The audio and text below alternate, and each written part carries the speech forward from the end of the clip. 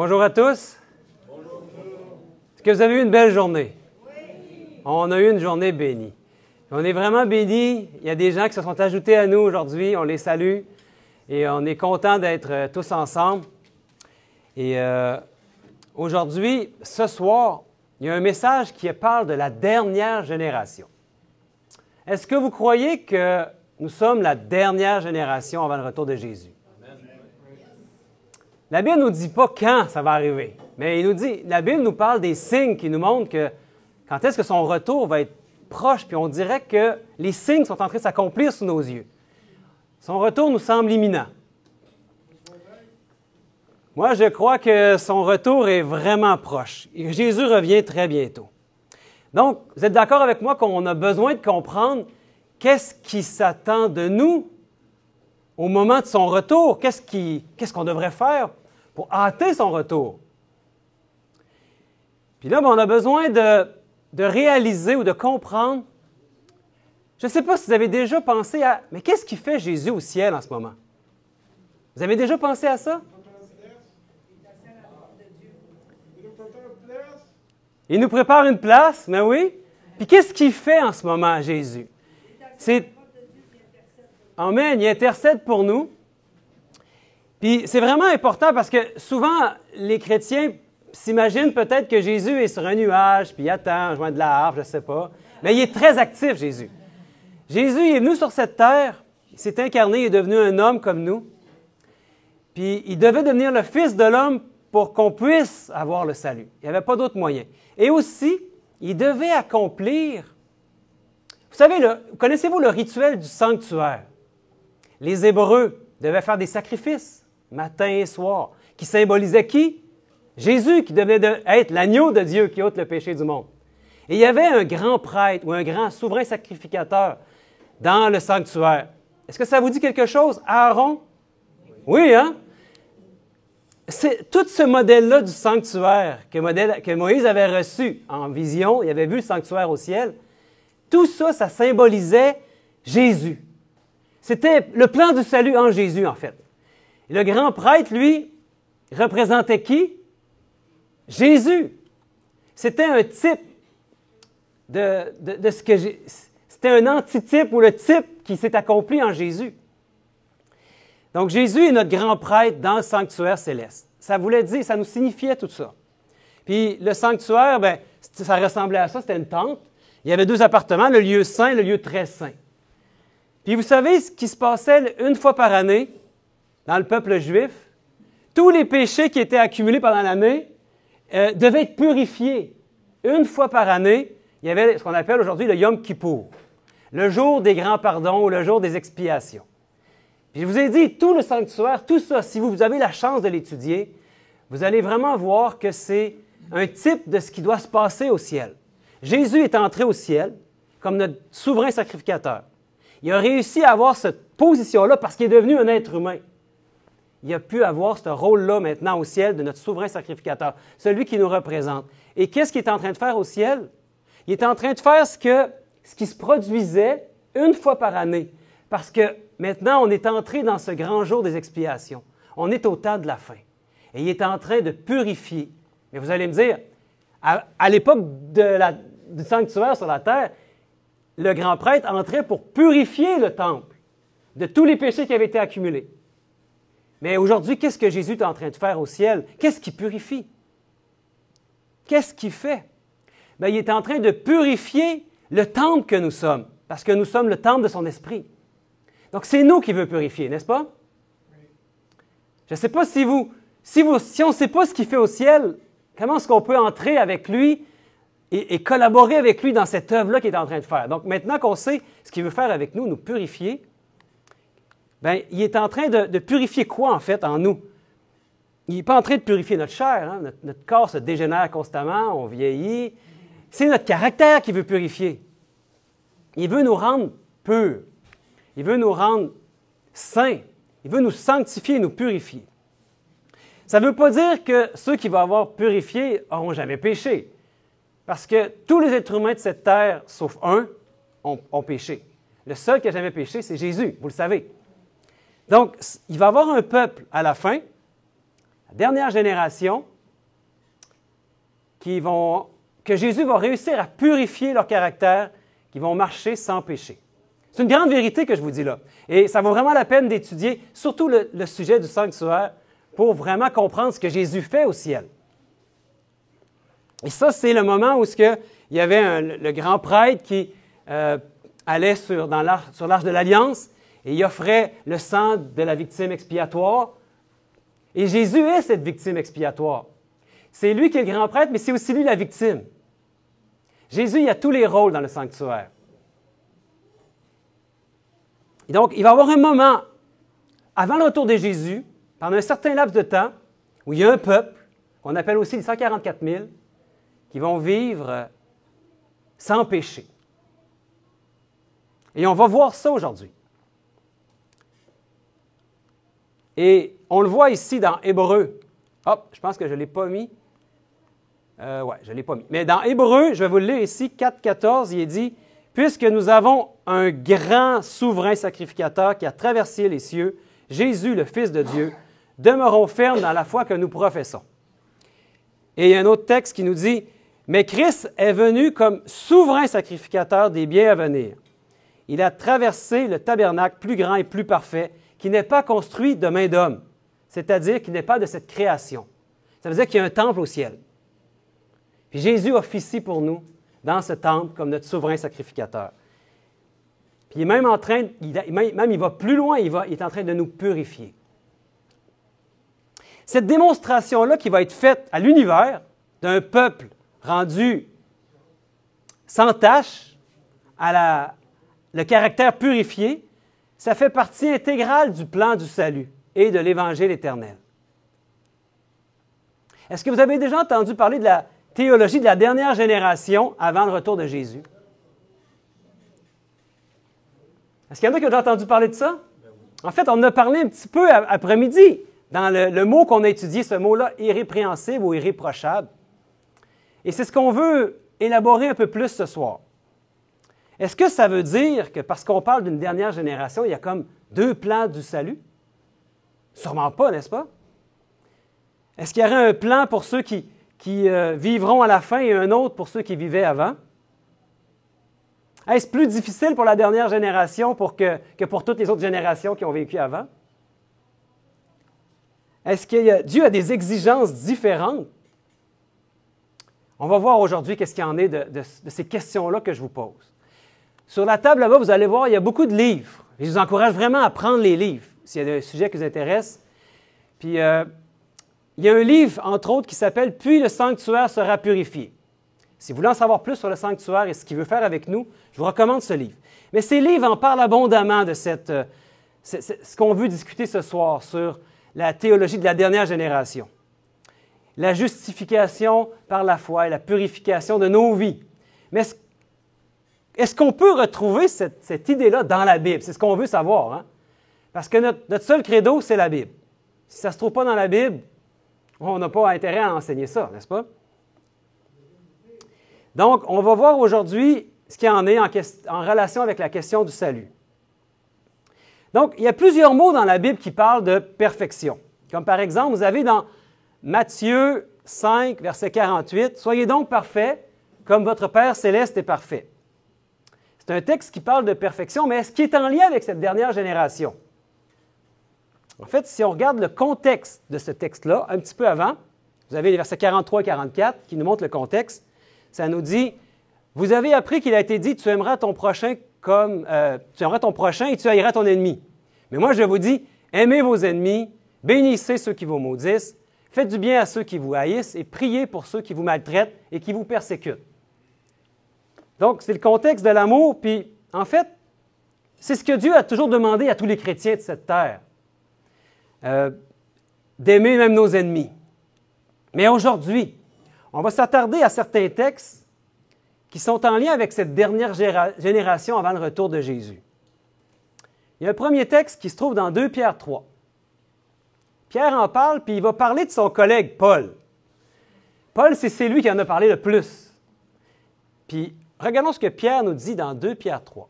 « Mais nous attendons, selon sa promesse, de nouveaux cieux et une nouvelle terre, où la justice habitera. C'est pourquoi, bien-aimés, en attendant ces choses, appliquez-vous à être trouvés par lui, sans tache et irrépréhensibles dans la paix. Voyez-vous le mot dont on a parlé cet après-midi est là. Est-ce que ça, c'est un texte qui parle de la dernière génération? Parce qu'il dit en attendant quoi? Un nouveau cieux, une nouvelle terre. C'est merveilleux. C'est sûrement en lien avec la dernière génération parce que c'est le temps de la fin. C'est quand il va revenir puis il va refaire toutes choses. Puis on va être trouvé par lui, de quelle manière? Sans tache et irrépréhensible ou irréprochable est un autre mot qui veut dire la même chose. Et ça, c'est synonyme de perfection, ces termes-là. Sans tache, sans défaut, ça fait penser aux agneaux dans le sanctuaire qui devaient être sans tache aussi. Irrépréhensible, c'est aussi un synonyme de perfection, de ce qui est en train d'accomplir en nous. Et le verset suivant, dans 2 Pierre 3,15, nous dit « Croyez que la patience de notre Seigneur est votre salut. Comme notre bien-aimé frère Paul vous l'a aussi écrit, selon la sagesse qui lui a été donnée. » Est-ce que d'être trouvé irrépréhensible est notre salut? Le texte d'avant nous parlait d'irrépréhensible, mais il dit quoi qui est notre salut? Donc, ce n'est pas d'être irrépréhensible qui est notre salut. C'est la patience de notre Seigneur. Peut-être qu'on a de la difficulté à comprendre, mais j'aime bien en anglais, dans la King James. Ça nous aide à comprendre quand on regarde la King James ici. Je vais vous montrer le verset 15. Ça dit « And account that the long suffering ». Long suffering, ça nous dit, en fait, c'est souffrance. C'est son incarnation en tant qu'homme. Parce que pour lui, venir sur cette terre en tant qu'homme, c'était pas une partie de plaisir. C'était souffrant. Chaque jour pour lui, au milieu des pécheurs, était comme une souffrance. Imaginez un être sans péché qui est au milieu des pécheurs. C'était souffrant, c'était une épreuve. Chaque jour il était un peu solitaire parce qu'il était le seul dans cette condition-là. En fait, son incarnation, sa mort sur la croix, voilà ce qui sauve les êtres humains. Et on l'a bien vu ce matin avec notre sœur Mariette qui nous a parlé de la puissance de la croix. La mort la plus ignominieuse, où il est devenu péché pour nous, et même malédiction. Il a pris la colère de Dieu à notre place. Il a subi la pénalité du pécheur, la seconde mort, comme on l'a vu, la mort dont on ne revient jamais, une mort éternelle. Donc, est-ce que c'est d'être trouvé sans tache et irrépréhensible qui contribue à quoi que ce soit à notre salut? C'est bien important qu'on le comprenne. Non, c'est la mort de Christ, c'est sa vie qui est venue, et sa mort et sa résurrection. C'est ce qu'il est venu faire pour nous. Donc, d'être trouvé sans tache et irrépréhensible, comprenez-moi bien, ça contribue en rien au salut de ceux qui vont être arrivés à cette position-là. Donc, même si on est trouvé sans péché au retour de Jésus, ça ne va jamais compenser pour le fait que nous avons péché. Il n'y a aucun être humain de cette terre qui n'aura jamais péché, sauf Jésus. Et dans 2 Pierre 3,16, la suite nous dit « C'est ce qu'il fait dans toutes ses lettres, où il parle de ces choses. » On parle de qui? De Paul, hein? Notre bien-aimé frère Paul au verset 15. Mais ici, il dit Paul, dans toutes ses lettres où il parle de ces choses. De quelles choses? Ce qu'il a parlé avant, hein? Sans tache et irrépréhensible, dans lesquelles il y a des points difficiles à comprendre, dont les personnes ignorantes et mal affermies tordent le sens, comme celui des autres Écritures pour leur propre ruine. Donc, il parle de ces choses de sans tache et irrépréhensible. Puis il est en train de nous parler, en fait, de cette théologie de la dernière génération, juste avant le retour de Jésus. Puis il nous dit que même à son époque, il y avait des personnes, il s'appelle des personnes ignorantes, qui déjà tournaient le sens de certains textes de Paul. C'est pour leur propre ruine, nous dit le texte. Ce n'est pas beaucoup différent avec ce qui se passe aujourd'hui, hein? Il y a beaucoup d'interprétations, beaucoup de textes qui sont tordus. Et on doit vraiment étudier et sonder les Écritures par nous-mêmes pour comprendre le sens des Écritures. Dans le dernier chapitre de Daniel, il y en a qui ont déjà lu le chapitre de Daniel. Prenez le temps d'étudier ce livre-là, mes amis. C'est un livre qu'on doit comprendre. Son peuple va le comprendre. en lien avec l'Apocalypse pour les temps de la fin. Ce livre-là est essentiel. Un petit livre, hein? Mais ce livre-là, Daniel, on peut dire que c'est un type de cette dernière génération-là qui va vivre avant le retour de Jésus. Donc, on a vraiment intérêt à étudier le livre de Daniel. Puis dans le livre de Daniel, au dernier chapitre, le chapitre 12, il nous parle de cette dernière génération. Puis l'ange Gabriel explique à Daniel que son peuple fera preuve d'intelligence. Le peuple de la dernière génération va faire preuve d'intelligence pour comprendre. On va le voir dans Daniel 12. Ceux qui auront été intelligents brilleront comme la splendeur du ciel. Et ceux qui auront enseigné la justice à la multitude brilleront comme les étoiles, à toujours et à perpétuité. Plusieurs seront purifiés, blanchis et épurés. Les méchants feront le mal et aucun des méchants ne comprendra. Mais ceux qui auront de l'intelligence comprendront. C'est Dieu qui donne l'intelligence, n'est-ce pas? Et la sagesse. Je ne vous demanderai pas si vous avez de l'intelligence. Demandez à Dieu qui vous en donne. Puis il va vous en donner. Il ne va pas vous refuser ça. Puis il va vous donner aussi de la sagesse. Et Christ, c'est lui notre sagesse. S'il vit en nous, il va nous la donner, l'intelligence et la sagesse. Mais ceux qui auront de l'intelligence, qu'est-ce qu'ils vont avoir compris? Puis le verset 10 nous le révèle. Ils vont avoir compris, purifié, blanchi, épuré. Ça revient à ce qu'on parle, là. La dernière génération qui vit sur cette terre va être rendue irrépréhensible ou irréprochable ou sans tache. Ils vont être purifiés, blanchis et épurés. Ça veut dire qu'ils vont être rendus purs. Hey, il y en a juste un qui est pur, c'est Jésus. Sébastien, tu pousses un peu. Continuons, si vous voulez bien. On va voir qu'est-ce qu'il veut nous dire. Et ça ici, dans Daniel, c'est pour ça que je vous dis, vous devez étudier le livre de Daniel. Daniel, ici, c'est la fin, la conclusion de son livre. Mais il fait référence à quelque chose dans un chapitre avant où il nous parle du sanctuaire qui doit être purifié. Je pense que c'est le verset le plus important du livre. Daniel 8, 14. Retenez bien ça. Puis priez Dieu pour le comprendre. Aujourd'hui, on n'aura pas beaucoup de temps de comprendre ça, mais il faut vraiment qu'on prenne le temps. Et si ce n'est pas aujourd'hui, ça va être une autre journée. 2300 soirs et matins, puis le sanctuaire sera purifié. Il y a un moment dans l'histoire, au niveau prophétique, où on peut comprendre quand est-ce que ça va se terminer. Et on est rendu. Je voudrais vous dire qu'aujourd'hui, nous sommes dans cette période où est-ce que le temple est en train de le purifier. Vous ne sentez pas qu'il est en train de vous purifier, de vous sanctifier, de vous mettre à part? Il y a une mission pour vous et pour moi. Donc, je vous propose qu'on aille plus loin, qu'on aille sonder les Écritures pour voir si on retrouve cette théologie-là, cette idée-là d'une dernière génération dont les écrits de Paul nous parlent. Et on va commencer dans 1 Thessaloniciens 3. Que le Seigneur fasse grandir et déborder l'amour. Et l'amour ici, c'est le mot agapé en grec. J'ai une petite parenthèse. Donc, déborder, qui fasse grandir l'amour que vous avez les uns pour les autres et pour tous les hommes, à l'exemple de celui que nous avons pour vous. Qu'il affermisse ainsi votre cœur pour qu'il soit, comment? Irréprochable dans la sainteté devant Dieu notre Père, lors du retour de notre Seigneur Jésus avec tous les saints. Le Seigneur va faire grandir notre agapé en nous, notre amour, son amour inconditionnel que seulement lui peut mettre en nous, afin de faire quoi? D'affermir nos cœurs. Il veut affermir nos cœurs. C'est ça qu'il dit, hein, au verset 13. Et qu'il soit rendu comment? On le dit, irréprochable. Ça veut dire sans aucun reproche. Comme Daniel.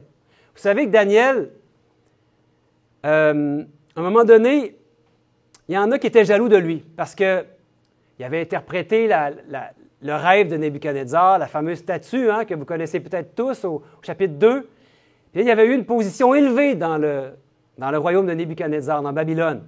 Et il y en a qui étaient très jaloux de lui. Puis ils trouvaient une manière de l'accuser. Il n'en trouvait pas. Il était irréprochable. Et là, ils ont essayé de trouver dans ce qu'il faisait, dans ses habitudes, dans la loi, ils ont essayé de trouver une manière de l'accuser. Puis ils voyaient bien qu'il priait matin et soir. Puis il ne se cachait pas, il se mettait devant sa fenêtre, là, où, je sais pas, on pouvait le voir de dehors, hein, et il priait matin et soir. Et là, ils ont fait mettre un interdit. On dit, on va aller voir le roi, mais fais un décret au roi, que quiconque ne va pas te prier toi, ben il va être mis dans la fosse aux lions. Vous connaissez cette histoire-là de la fosse aux lions? On la raconte aux enfants, hein? Mais je voudrais vous dire que ce n'est pas seulement une histoire pour les enfants. C'est une histoire pour le peuple de Dieu avant le retour de Jésus, la dernière génération. Et il était irréprochable. Et vous savez quoi?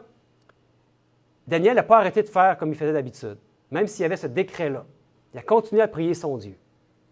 Puis à ce moment-là, c'était plus Babylone, c'était les Mèdes et les Perses qui étaient là. Et Darius, le Mède, était très désolé quand ils l'ont emmené pour dire « Daniel était en train de prier, il ne prie pas juste toi. » Il ne voulait pas le mettre à mort, mais il n'y avait pas le choix. Parce qu'un décret des Mèdes et des Perses, c'est irrévocable. Et il a toujours de le mettre dans la fosse aux lions. Et qu'est-ce qu'il a fait Dieu avec Daniel? Est-ce qu'il a laissé les lions le manger? Non, on connaît l'histoire. Et ça, j'aimerais vous dire que c'est un type des 144 000, ce qui s'est passé là. Dieu veut nous enseigner dans Daniel par rapport à cette dernière génération.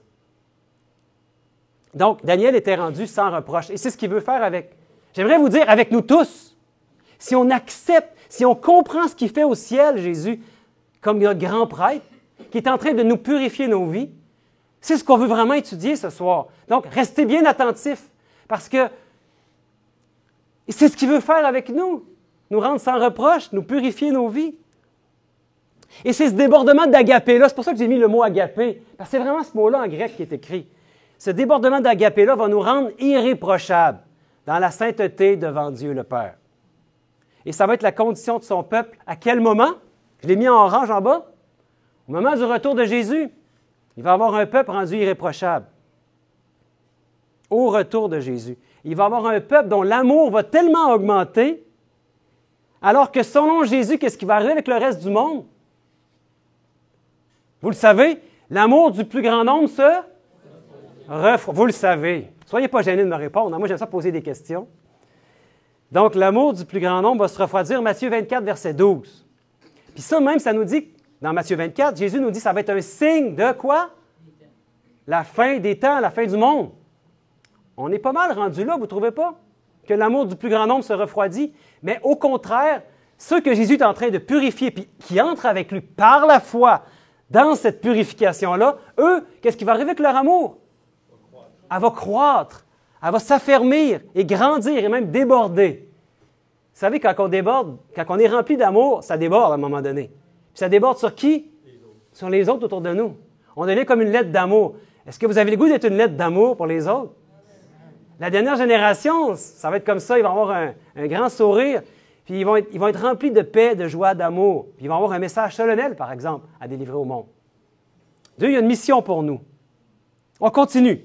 Parce que là, il y a un autre texte de Paul, c'est dans Philippiens 1, 6. « Je suis persuadé que celui qui a commencé en vous cette bonne œuvre la rendra parfaite. » Pour quel jour? Le jour de Jésus-Christ. Est-ce la même période dans ce texte que ce qu'on a vu avant? C'est quoi le jour de Jésus-Christ? C'est son retour. C'est la même chose qu'on voit ici. Puis il dit, il a commencé une bonne œuvre. Sentez-vous qu'il a commencé une bonne œuvre en vous? Il a touché votre cœur si vous êtes ici ce soir, c'est certain. Si vous allez dans chacun dans vos églises respectives, si vous êtes impliqués, si vous pensez aux autres, vous êtes des gens sûrement très serviables. J'ai vu, il y avait beaucoup de gens ici qui ont le cœur sur la main pour aider. Dieu a commencé une bonne œuvre en vous. Puis ce jour-là, c'est le jour de son retour dont il parle. Où est-ce qu'il va la rendre parfaite? Il va faire en nous quelque chose de merveilleux. Et il veut l'amener jusqu'à la pleine maturité. Il veut changer notre caractère complètement. En fait, ce qu'il veut faire, c'est qu'on puisse avoir le caractère de son Fils. Donc, c'est le Père qui a commencé cette bonne œuvre, hein? Et c'est lui qui va la terminer en vous. C'est son travail, en fait, de terminer cette œuvre-là en vous. Puis on comprend vraiment que c'est notre caractère qui va changer. Et dans 1 Corinthiens 1, il dit « Car en lui, vous avez été comblés de toutes les richesses qui concernent la parole et la connaissance. le témoignage de Christ ayant été solidement établi parmi vous, de sorte qu'il ne vous manque aucun don dans l'attente où vous êtes de la manifestation de notre Seigneur Jésus-Christ. Verset 8, « Il vous affermira aussi jusqu'à la fin, pour que vous soyez comment? Irréprochables au jour de notre Seigneur Jésus-Christ. » Irréprochables. À quel moment? Au jour de Jésus-Christ. Et dans l'attente de quoi? Dans l'attente où vous êtes de la manifestation de notre Seigneur Jésus-Christ. C'est la même chose. Puis il va nous affermir. Nous affermir jusqu'à la fin. Et même, il a promis, Jésus, quand il a quitté ses disciples, qu'il n'allait jamais nous abandonner. Il n'allait pas nous laisser orphelins. Puis il a dit même, je vais être avec vous tous les jours jusqu'à la fin du monde.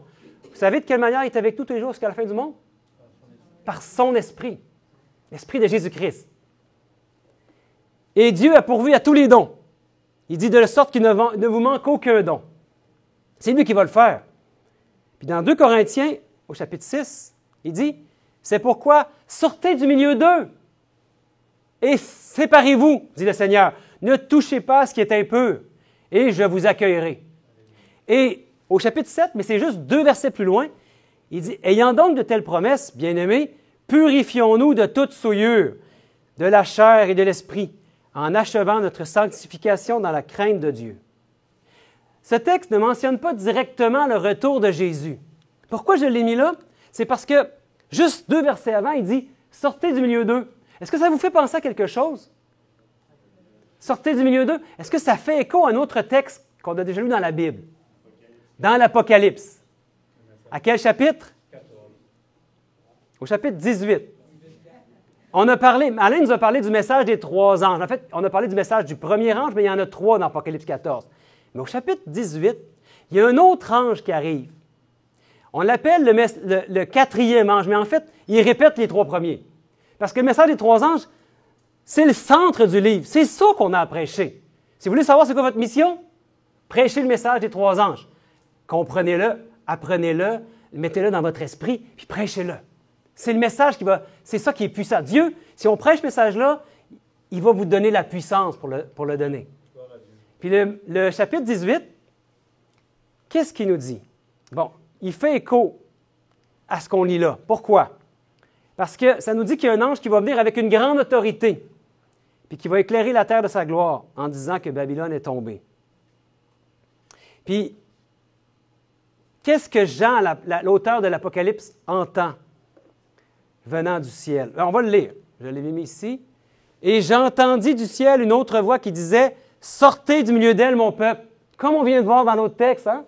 « Afin que vous ne participiez point à ses péchés et que vous n'ayez point de part à ses fléaux. » Donc, avec ce parallèle dans l'Apocalypse, on comprend que le texte dans Paul, dans 2 Corinthiens 7, 1, se rapporte aussi au temps de la fin avant le retour de Jésus, parce que cet ange-là arrive juste avant le retour de Jésus. C'est comme un grand cri qui va être donné sur la terre. Puis ça va saisir le peuple de Dieu, qui est présentement où, le peuple de Dieu? En bonne partie, son peuple est où? Quand il dit « sortez du milieu d'elle », là, il faudra avoir le contexte. Là. Le verset avant, il nous parle de Babylone. C'est un autre grand sujet d'étude qu'on ne pourra pas aborder ce soir, mais étudier. Qu'on est appelé à sortir de Babylone, cette confusion. Il y a tellement aujourd'hui d'églises, de dénominations, puis Dieu veut qu'on sorte des églises apostates qui vont tomber, mes amis. Et il veut qu'on puisse être bien au clair par rapport à qu'est-ce qu'il veut faire avec son peuple avant le temps de la fin, parce qu'il veut qu'on ait de l'intelligence, on l'a vu, parce qu'il veut nous épurer, il veut nous purifier, il veut nous blanchir. Il veut accomplir l'Évangile éternel par un peuple. En fait, nous n'allons pas accomplir l'Évangile éternel, hein? Détrompez-vous, ou trompez-vous pas. Parce que c'est toujours le travail de Jésus en nous. C'est lui qui continue son ministère au ciel. Ce n'est pas terminé. Parce que dans le sanctuaire, ça ne se terminait pas dans le lieu saint, ça se terminait où? Dans le lieu très saint.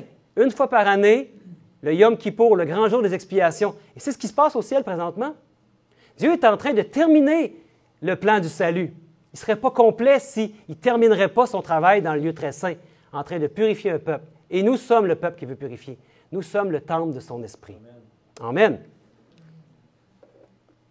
Donc, ça se rapporte aussi au retour de Jésus, le texte qu'on a vu dans 2 Corinthiens. Et dans Éphésiens 4, il est dit, « Et il a donné les uns comme apôtres, les autres comme prophètes, les autres comme évangélistes, les autres comme pasteurs et docteurs. Pourquoi? Pour le perfectionnement des saints, en vue de l'œuvre du ministère et de l'édification du corps de Christ. » Jusqu'à quand? Jusqu'à ce que nous soyons tous parvenus à l'unité de la foi et de la connaissance du Fils de Dieu, à l'état d'homme fait ou de femme fait. Ce soir, il y a mon frère Fait qui est ici, je le salue. Son nom de famille, c'est Fait. À la mesure de la stature parfaite de Christ. Lui, c'est l'étalon de mesure. On en a parlé dans le petit groupe qui était là cet après-midi. Hein? Un étalon de mesure, vous savez c'est quoi? Nous, on se compare à qui? À d'autres êtres humains? Comme nous? Non. On se compare à le modèle parfait. Comme je disais, avez-vous déjà calibré une balance? Ça prend un poids étalon. Un poids qui a le poids là, exact. Là, tu peux calibrer ta balance avec ce poids-là. Après ça, tu es sûr que tu as le bon poids pour tout ce que tu vas peser. Lui, là, Jésus, c'est notre modèle parfait. C'est l'étalon de mesure. C'est à lui qu'on se mesure, pas aux autres êtres humains. Donc, il va nous amener à la mesure de la stature parfaite de Christ. C'est pas moi qui le dis, là. Il veut nous amener là. Êtes-vous d'accord avec ce que la Bible nous dit? Amen. Ah, je ne peux pas le croire, Sébastien, qu'il va nous amener là. Mais réfléchissez-y. Si c'est plus moi qui vis, mais c'est Christ qui vit en moi, c'est certain qu'il ne peut pas nous amener ailleurs qu'à la mesure de la stature parfaite de Christ. Est-ce que ça fait du sens ce que je vous dis? Oui. Bon, je vois personne qui est parti encore. Restez. C'est pas terminé. Et il nous parle du perfectionnement des saints, hein? L'Église de Christ. Donc, ce n'est pas seulement un individu, c'est plusieurs individus, c'est un peuple. Il a déjà réussi à le faire dans certains individus, mais jamais dans un peuple au complet. Et là, c'est ce qu'il veut faire. C'est son grand défi. Est-ce qu'il va réussir son défi? C'est certain qu'il va le réussir, parce qu'il l'a dit. Dieu ne peut pas mentir. Quand Dieu dit la chose arrive, ou lui, il a vu le futur avant nous, et il attend son peuple, il le prépare. C'est ce qui fait qu'il n'est pas encore revenu, hein? Parce que je pense que son peuple est encore en train, un peu endormi, et il n'a pas compris encore jusqu'où il veut l'amener. Et le verset 13 nous dit « Jusqu'à ce que nous soyons tous parvenus ». C'est vraiment une référence au caractère de son peuple, qui va être mature avant le retour de Jésus, quand il va revenir dans sa gloire. Mais qu'en est-il maintenant de la question du salut?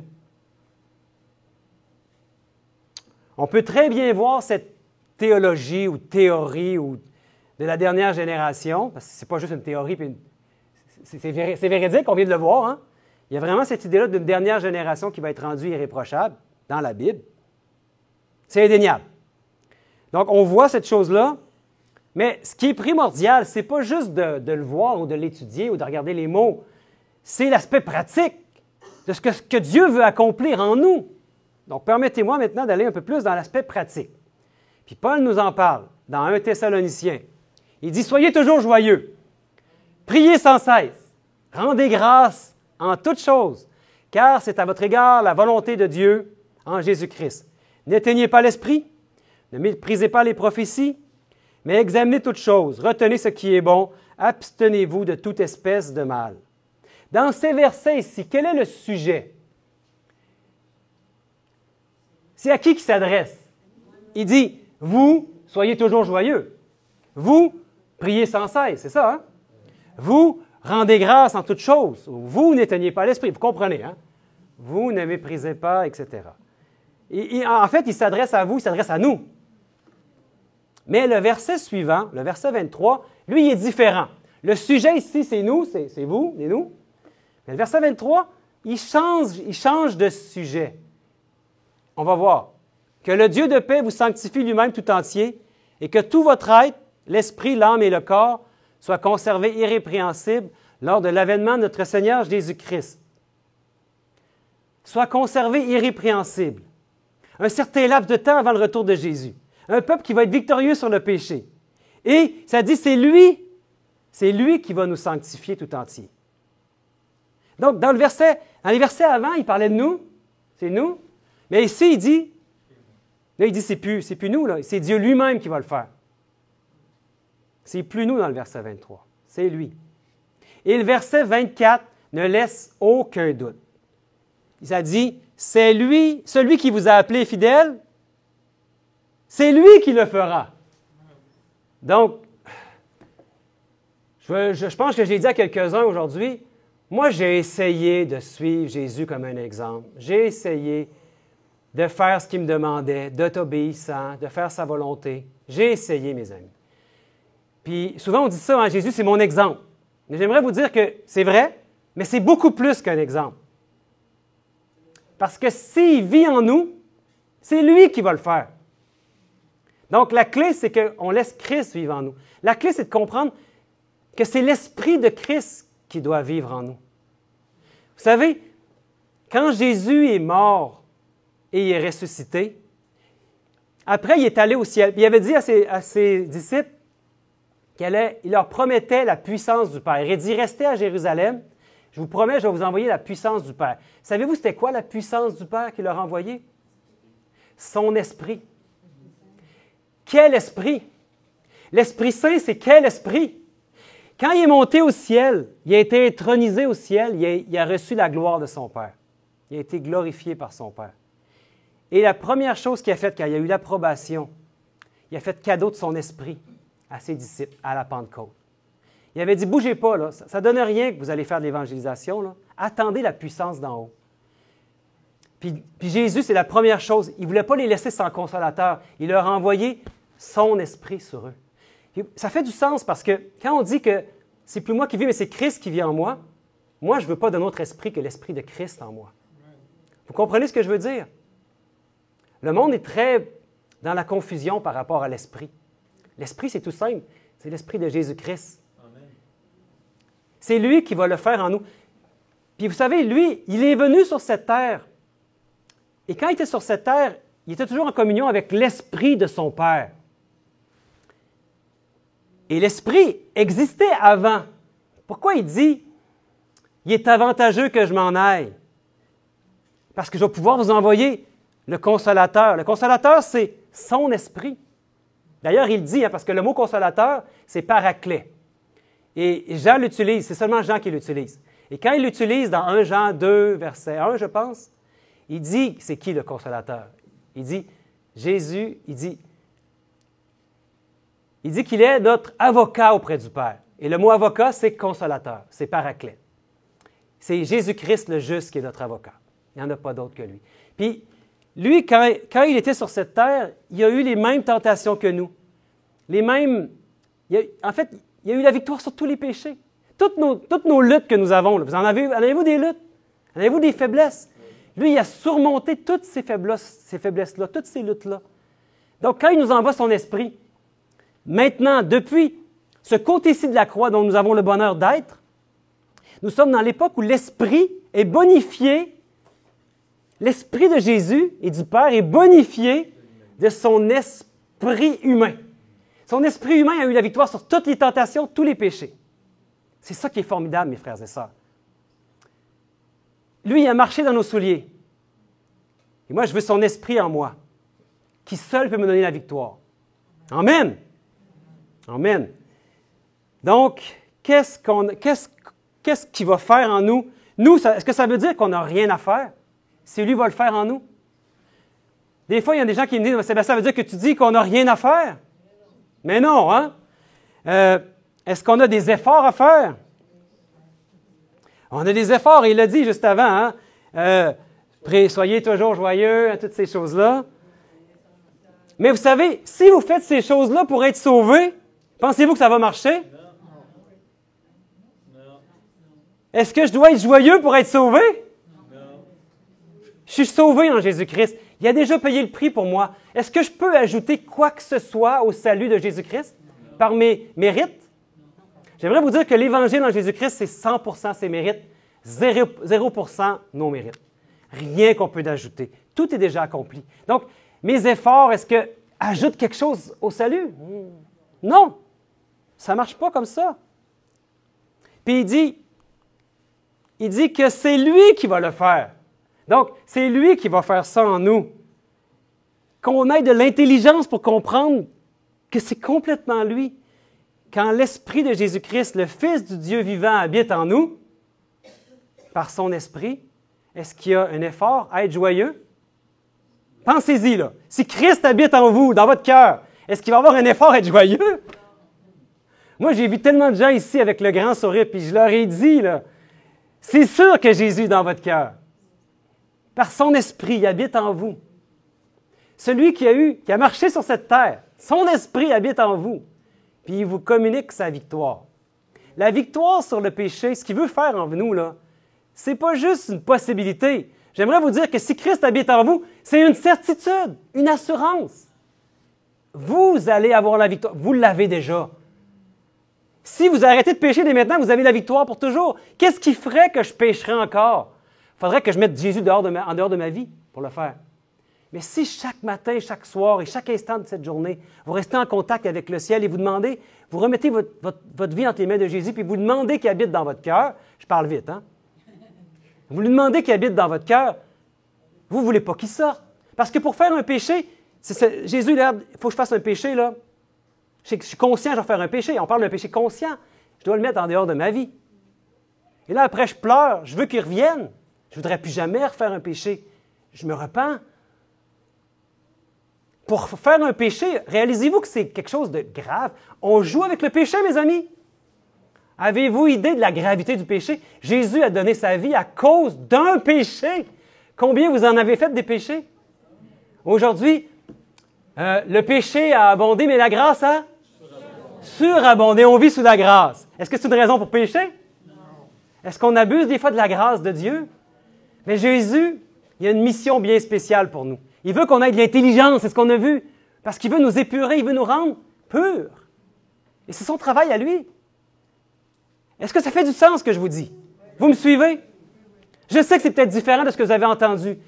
Vous êtes qui est, lui, le petit blanc-bec, pour me dire ça? C'est pas moi qui vous le dis. Oubliez-moi, c'est la Bible qui parle, mes amis. Je pense qu'on ne peut pas aller contre ce que les Saintes Écritures nous disent. Donc, il va y avoir des efforts à faire. Oui, c'est ça. Moi, quand je me lève le matin, j'ai 52 ans. Quand je me lève le matin, j'ai mal au dos, ça fait mal. Mais après ça, il renouvelle mes forces, puis il me donne la vigueur, puis je suis joyeux de le servir. Donc oui, c'est sûr, il y a des efforts à faire, mais ce n'est pas de ça ici dont on parle. Les efforts qu'il y a à faire, ce n'est pas pour nous sauver. C'est lui qui va faire en nous. C'est lui qui va mettre sa loi en nous. Il est merveilleux. Donc, si vous sentez que vous avez des efforts à faire, par exemple, pour aller à l'église, ah, ça ne me tente pas d'y aller, mais il m'a y aller parce que moi, je veux être sauvé. Ça marche-tu comme ça? Non. Si vous sentez que vous avez un effort à faire pour le Seigneur, puis que c'est dur, puis ça ne vous tente pas, mais vous le faites pareil parce que vous voulez avoir le salut, il y a peut-être un petit problème, hein? On veut demander à Dieu, si vous dites, moi, j'ai de la misère à prier, demandez à Dieu, donne-moi le désir de prier. Tout ce que vous avez de la misère, demandez-lui qu'il le fasse en vous. Il va le faire. Je vous l'assure, mes amis, il l'a promis.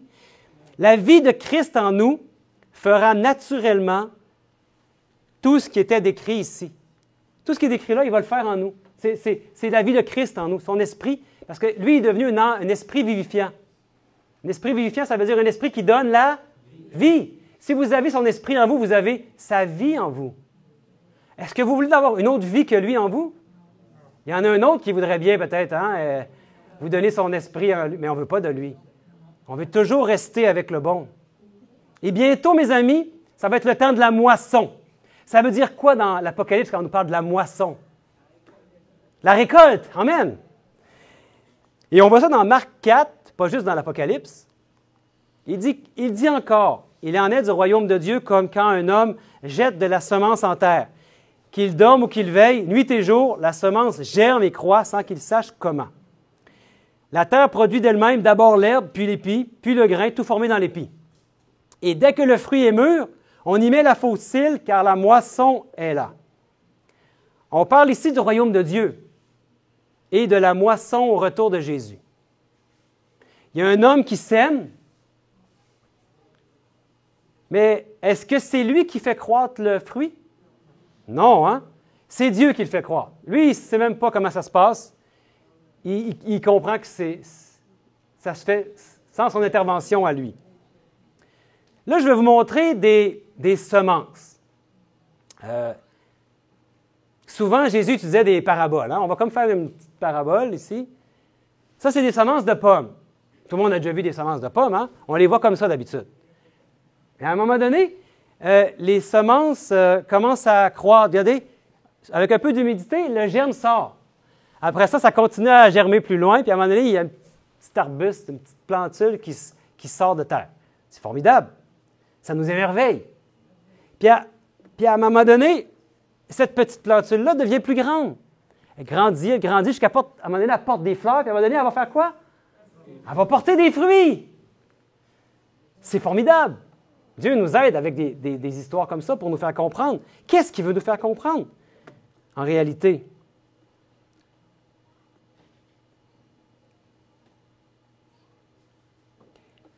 Quand on regarde la plante ici, l'arbre, Dieu, il regarde chaque étape. Pensez que c'est comme un chrétien. À chaque étape du développement, de la croissance d'un chrétien, il regarde et il dit, il est parfait. À l'étape où il est rendu, il le voit comme parfait. Puis, mais le bébé arbre ici, là, qui est juste au début, là, il regarde comme parfait, mais parce qu'il répond dans sa conscience à ce que Dieu lui dit, parce qu'il est obéissant. Il n'est pas encore rendu à porter des fruits, là, mais il collabore avec Dieu, il le laisse entrer dans sa vie, il le laisse faire des changements en lui. Il n'est pas arrivé encore à la maturité de Christ, mais il est en chemin. On appelle ça la sanctification. Puis là, aujourd'hui, on apprend qu'il veut encore plus nous purifier. Mais est-ce que le bébé ici, là, la première plante, là, est-ce que c'est prêt pour la récolte? Pour la moisson? Aucun pomiculteur n'irait récolter des pommes dans un petit arbre qui a juste 2-3 pieds. Hein? Il ne peut pas y aller tant qu'il n'y a pas des fruits qui sont mûrs, n'est-ce pas? La dernière génération de chrétiens vivant sur cette terre, son peuple, va être parvenu à la maturité en Jésus-Christ. Et ce peuple-là va être prêt pour la moisson. Et ainsi va arriver le retour de Jésus. Dieu va toujours demander le fruit de l'obéissance. Mais il va arriver un temps où l'Église va être arrivée à la perfection dans son caractère, la perfection de Jésus-Christ. Et dans le texte de Marc 4, comment était le fruit de la moisson? Avant la moisson, ça dit, il dit encore, il en est du royaume de Dieu comme quand un homme jette la semence, on l'a lu. Mais il dit quoi? Dès que le fruit est mûr. Donc, la moisson, on ne peut pas la récolter tant que le fruit n'est pas mûr. Puis quand le fruit est mûr, il est temps de moissonner. Et Dieu nous parle de cette moisson dans le livre de la Révélation, le livre de l'Apocalypse. Apocalypse 14. Suivez-moi bien encore quelques instants. On arrive à la fin. Au chapitre 14 d'Apocalypse. Mais on va débuter par le verset 13 qui dit « Et j'entendis du ciel une voix qui disait « Écris, heureux dès à présent les morts qui meurent dans le Seigneur. Oui, dit l'Esprit, afin qu'ils se reposent de leurs travaux, car leurs œuvres les suivent. » Vous savez que certains vont s'endormir avant la moisson,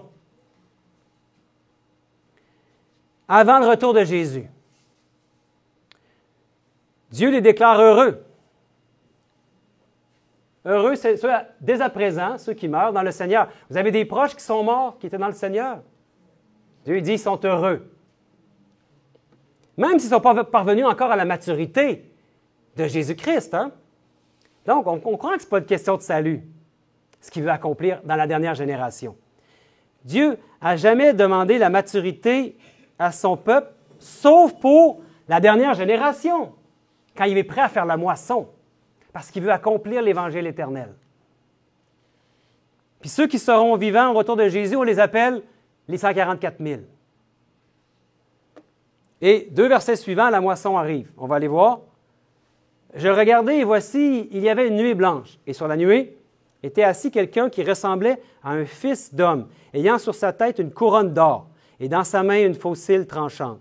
Et un autre ange sortit du temple, criant d'une voix forte à celui qui était assis sur la nuée, « Lance ta faucille et moissonne, car l'heure de moissonner est venue, car la moisson de la terre est mûre. » Mes frères et sœurs, Jésus revient très bientôt. Mais le Père va envoyer son Fils pour chercher son peuple seulement quand la moisson va être mûre, quand le fruit va être mûr. Mes amis, ce qu'on a vu aujourd'hui, c'est biblique. Soyez assurés que Dieu n'a jamais mis un fardeau sur son peuple qu'il ne pourrait pas porter. Il ne met pas un fardeau sur nous qu'on ne pourrait jamais porter. Parce que peut-être qu'on se sent écrasé par ce qu'on entend là. Mais c'est lui qui va le faire, on l'a vu, hein? Donc, on va prendre une illustration pour bien comprendre. Si vous demandez à un bébé de repeindre le salon, est-ce réaliste? Qu'est-ce qui va se produire si vous demandez à un bébé comme ça de repeindre le salon? Il va beurrer partout, comme on dit en québécois, hein? Il va avoir un désastre. Lui, il va avoir du plaisir, mais ça ne va pas produire le résultat qui est souhaité. On se comprend? Un jour, l'enfant va être grand. Il va être assez grand pour qu'on puisse lui faire confiance pour repeindre le salon, peut-être même la cuisine, puis toute la maison s'il faut. Il va être capable. Mais Dieu ne demande jamais quelque chose d'impossible.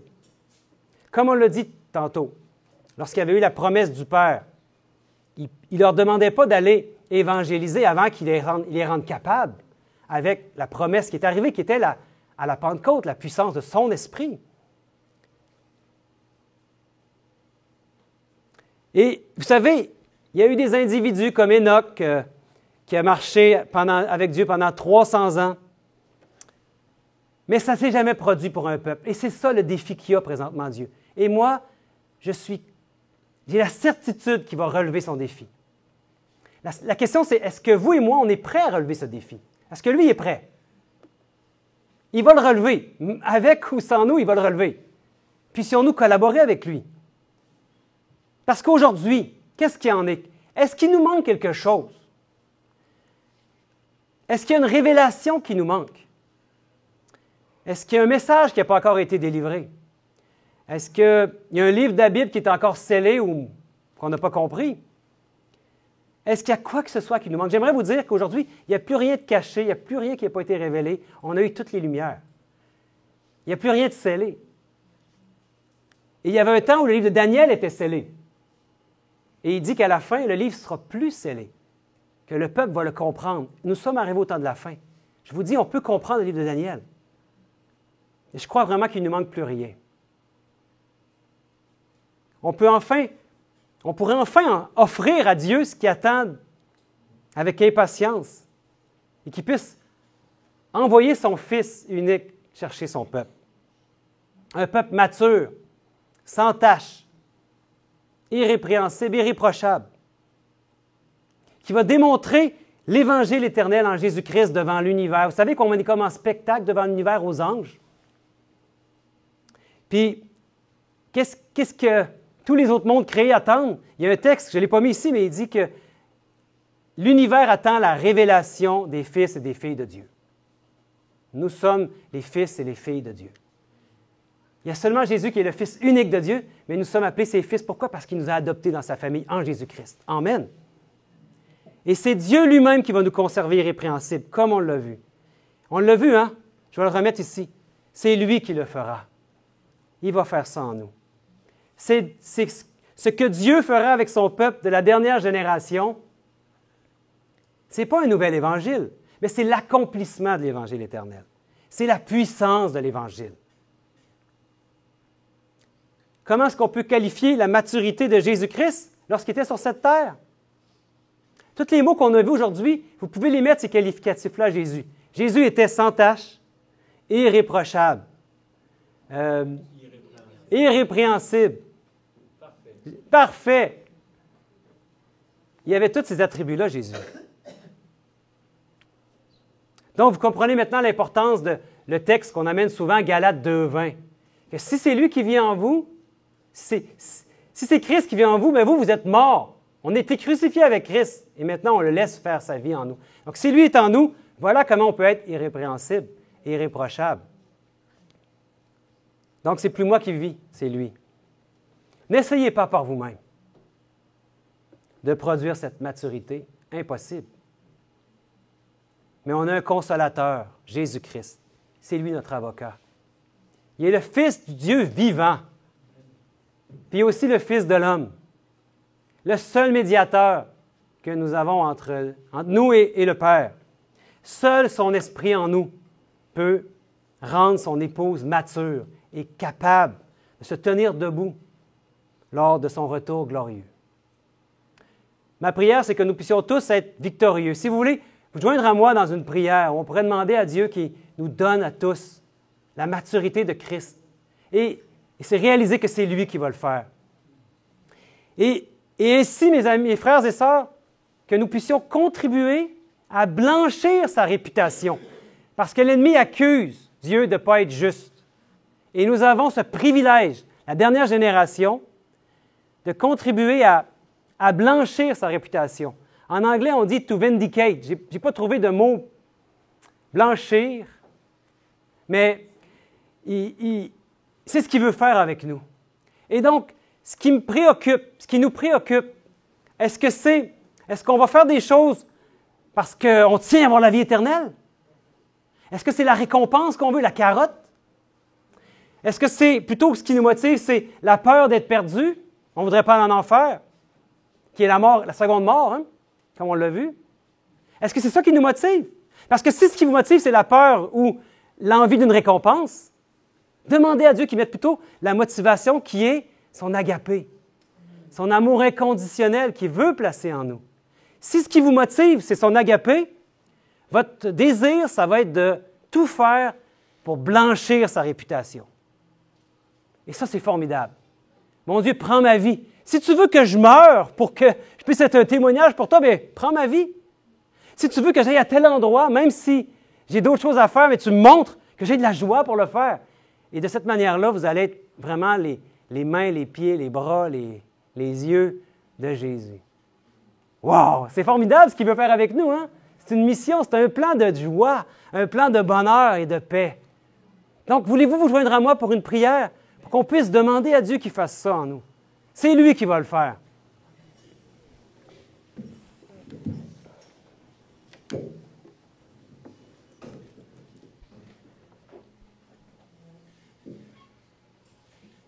Bon Père éternel, merci pour ces révélations que tu nous donnes ce soir dans les Saintes Écritures. Il y a une moisson qui s'en vient dans notre monde, on le sait. Et on te prie, bon Père, que ce ne soit pas la peur ou juste l'envie d'une récompense qui nous motive, mais que ce soit ton agapé, ton amour. Et que cet amour-là grandisse et croisse de plus en plus en nous. Et la seule manière que ça peut grandir et croître en nous, cet amour, c'est si toi, tu la mets en nous. Et si tu places l'esprit de ton Fils Jésus en nous. Pour que nous puissions avoir les mêmes sentiments que Jésus, la même pensée que lui, la vie de Christ en nous, son esprit en nous. Et que nous puissions parvenir à la maturité de Jésus-Christ lui-même. Le caractère de Jésus reproduit en nous, un caractère humble, doux, aimable, qui a la maîtrise en tout temps. Un caractère aussi qui t'obéit, mon Père, constamment. Jésus a toujours fait tes œuvres et c'est ce qu'on veut faire aussi. Bon Père, on voudrait contribuer à blanchir ta réputation devant l'univers parce que l'ennemi t'accuse. Donne-nous ce privilège, bon Père, de pouvoir collaborer avec toi et avec notre grand prêtre, notre souverain sacrificateur, Jésus qui est au ciel, en train de œuvrer à perfectionner un peuple et à le rendre mûr, qui puisse porter des fruits jusque dans la vie éternelle. Bon Père, je t'en prie, fais cela en nous, au nom et par les mérites de Jésus. Amen. Amen.